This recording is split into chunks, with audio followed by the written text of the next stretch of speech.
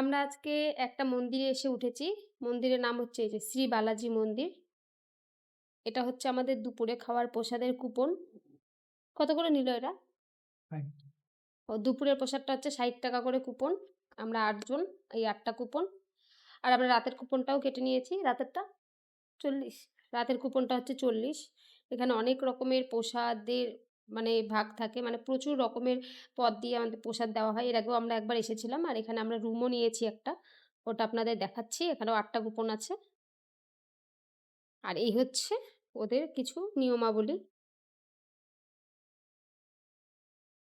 এই যে আর আমাদের রুম ভাড়া নিয়েছে ৳৭০০। যেহেতু আমরা আজ সকালে এসে উঠেছি, রাতের বেলা ট্রেন ধরে চলে যাব সে কারণে।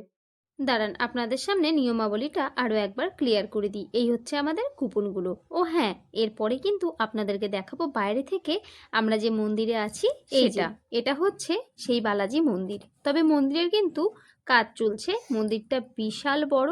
এখানে থাকার জায়গাও রয়েছে প্রচুর। ৪ তলার মতো বিল্ডিং রয়েছে। সেখানে কিন্তু প্রচুর লোক এসে এখানে থাকে।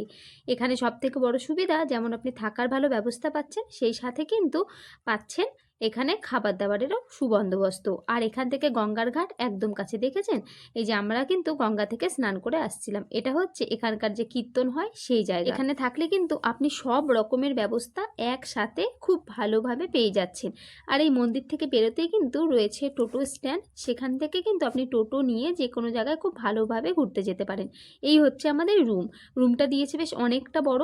যে খাটটা রয়েছে সেখানে ৪ থেকে ৫ জন অনায়াসে শুতে পারবে। আর এই যে নিচে এখানে বিছানা করা হয়েছে। যদি আমরা রাতে থাকতাম এখানেও ৫ থেকে ৭ জন কোনো ব্যাপারই নয়। বিছানাটা একটু বড় করে করলে শোয়ার। এই যে খুব সুন্দর জায়গা। আর বাথরুম যেটা রয়েছে সেটাও ভীষণ পরিষ্কার, এরকম ধর্মস্থানে এসে এত কম টাকায় এরকম ঘর পাওয়া মানে ভাগ্যের ব্যাপার। আপনারা চাইলে এই মন্দিরে থাকতে পারেন। নিয়মাবলীর পেজটাতে ফোন নাম্বার দেওয়া রয়েছে। আপনারা চাইলে ফোনে অনলাইনে বুক করতে পারেন।